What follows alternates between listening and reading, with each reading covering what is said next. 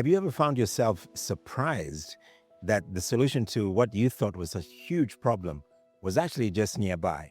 It probably was something that you had in your house, or something that you had learned many, many years ago when you were in school, or something that was actually in your hand.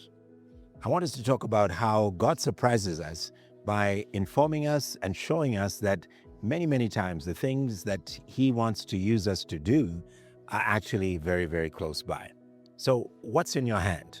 As God asked the same question to Moses in Exodus chapter 4. Stay with me. My name is Kwame Rubadiri. You're watching CITAM Church Online. Before Moses became this great prophet, lawgiver, and deliverer of the people of Israel from slavery in Egypt, he was simply a young man who was looking for refuge in the desert, looking after the sheep of his father-in-law, and doing the work of a shepherd. He had run away from a life he had known as a prince in Egypt, and because of a crime that he had committed, he had to run away. And now God has an encounter with him in Exodus chapter 3 and says, go and tell Pharaoh, go and tell the leader of this great nation, this great power on earth, that I want you to let my people go. And of course, Moses looks at himself and he says, who am I to even consider going to stand before Pharaoh? And as they can continue their conversation, God asks Moses a very important question, a question that I want us to consider for a few moments.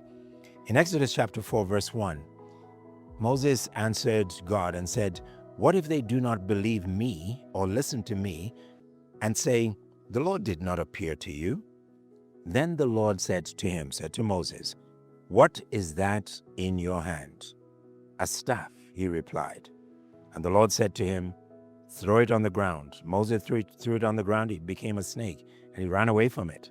But the Lord said to him, reach out your hand, take it by the tail. So Moses reached out, took hold of the snake, and it turned back into a staff in his hand.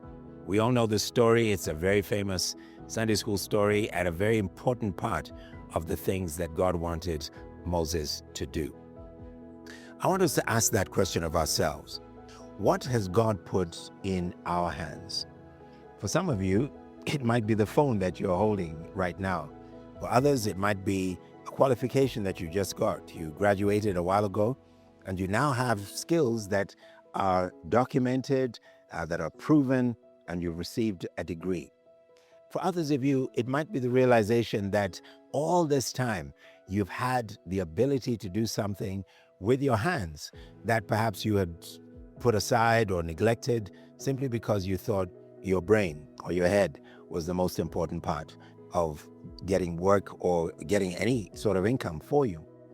The fact is that God wants to use what He's already given to us, not only to glorify Himself, but to bring you to the place of purpose, to bring you to the place of accomplishment that He knows you're capable of achieving. The question is, have you neglected? Have you completely despised or refused to take an interest in what's already in your hand? Something that God can use, something that God can prove His power through. Take some time, do an audit of all the things that are available to you. What is in your hand? And what can God use in such a miraculous way that no one will ever question that whatever God entrusted you with, whatever gift, whatever ability, whatever qualification, He can use to His glory in a way that would surprise us. In my hand, I have a key. It's the key to a car. But if I keep it in my hand, I'm not going anywhere, and this car will not make a move. But the moment I open the car,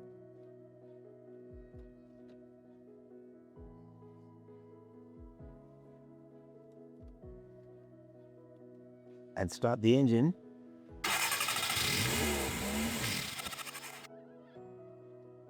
now I'm going somewhere. So what's in your hand? And how can you release it to move to the next phase of your life? God bless you.